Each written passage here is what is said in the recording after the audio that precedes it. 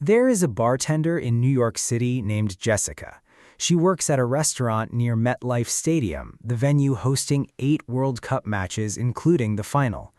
An estimated 1.2 million football fans were projected to flood the New York and New Jersey region for this tournament. Her bar should be packed every night. The cash registers should be ringing. She should be going home each evening with more money than she typically makes in a week.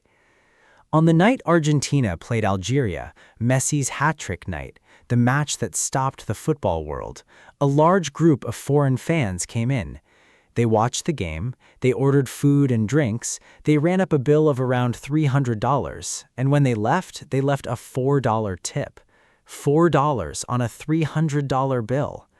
Jessica didn't use polite language to describe how that felt.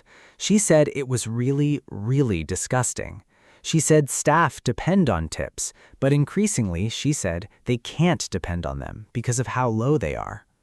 That story, one bartender, one table, one $4 tip on a $300 bill, is the most human expression of something that has been building across every World Cup host city in America since the tournament began. The economic boom that was promised has not arrived uniformly. The international visitors who were supposed to transform host cities into temporary gold mines have come in smaller numbers than projected and are behaving in ways that American hospitality workers did not fully anticipate. And now, in the third week of the biggest football tournament in history, restaurants in Kansas City are removing the automatic gratuities they added for the World Cup because the international tourists they were designed for simply haven't shown up in sufficient numbers, and the ones who did show up aren't tipping. So what's really happening here? And what does the story of the World Cup's economic impact on ordinary businesses, the restaurant owner in Atlanta, the hotel director in Houston, the bartender in New Jersey, tell us about the gap between what FIFA promised this tournament would deliver and what it has actually produced? Let's start with the numbers, because the numbers are where the full picture becomes unavoidable. An Oxford economists report predicted some GDP growth as a result of the games over the summer, but only temporary job gains in the leisure and hospitality sectors. An April report by the American Hotel and Lodging Association found that 80% of hotels in the 11 American host cities reported their bookings were under what was forecast, citing visa troubles and the tense geopolitical climate as direct deterrents for their clientele.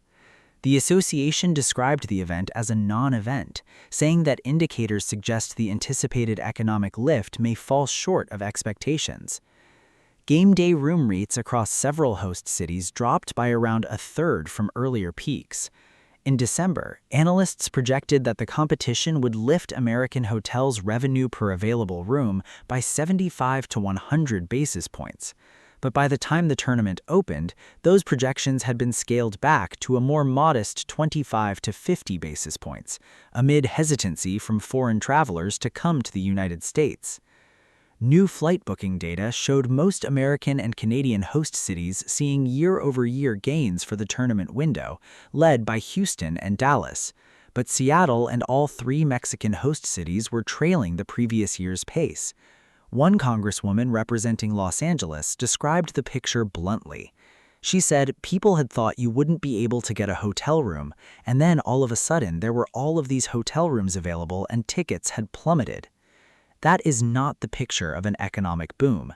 That is the picture of a city that prepared for something that did not arrive at the scale it was promised.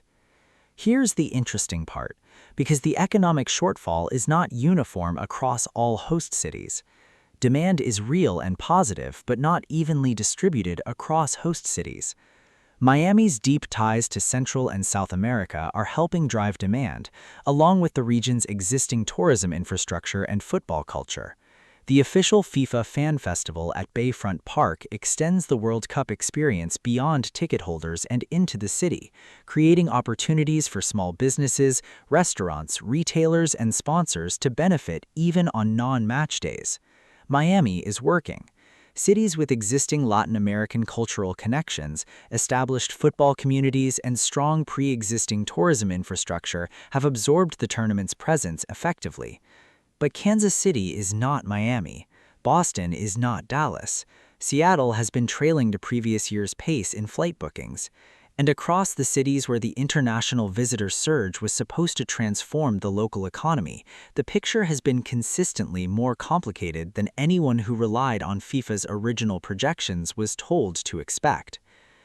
Now, this is where things change, because into the gap between the projected international visitors and the actual ones walked a debate that nobody in the pre-tournament planning process had fully prepared for. Tipping is, to put it plainly, a deeply American institution that the rest of the world does not share in the same form. In North America, the practice has historical ties to slavery and remains today tainted by racism and sexism. It is prevalent in low-wage sectors where the workforce is often composed of racialized people and women. Around the world, a tip is not necessarily a reflection of someone's wealth, the quality of service, or the food. People tend to tip in order to conform to the social norms of their own culture. Visitors from Europe, from large parts of Asia, from Africa, countries like France, Germany, Japan, South Korea, Senegal, Ivory Coast, arrive in American restaurants and encounter a system built on the assumption that the customer will voluntarily add between 15 and 20% to the stated price of everything they consume. In many of their home countries, that would be considered excessive or unnecessary. In the United States, it is how the person serving them pays their rent. In America, tipped workers can be paid as little as $2.13 an hour, as long as tips bring them up to the federal minimum wage.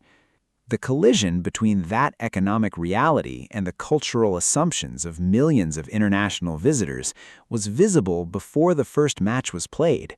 The Missouri Restaurant Association advised Kansas City establishments to temporarily implement a 20% automatic gratuity. Restaurants in Atlanta, Boston, Kansas City, and Philadelphia opted into a temporary service charge for the duration of the World Cup.